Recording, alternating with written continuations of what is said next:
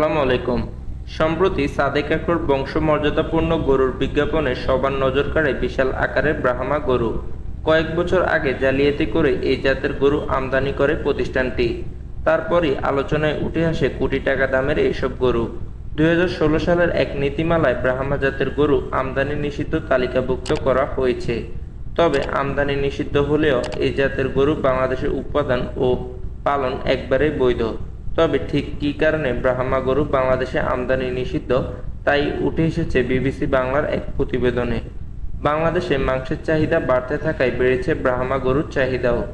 বলা হয় এই জাতের গরু পালন সহজ ও লাভজনক, আর অন্যান্য জাতের চেয়ে ব্রাহ্মা গরুর রোগবালাই কম আক্রান্ত হয়। বর্তমানে বাংলাদেশে যেসব ব্রাহ্মা জাতের গরু রয়েছে তার প্রায় সবই কৃত্রিম পদ্ধতিতে প্রজনন করা।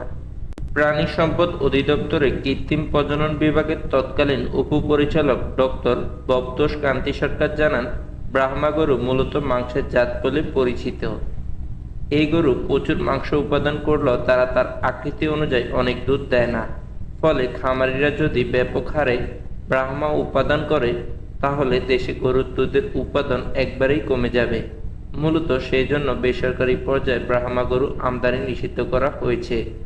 প্রাণী বিশেষজ্ঞরা বলছেন, ব্রাহ্মা গরুর মাংসের স্বাদ দেশি গরুর মতো, এর গায়ে চর্বি কম, যে কারণে পুষ্টিগুণ বেশি।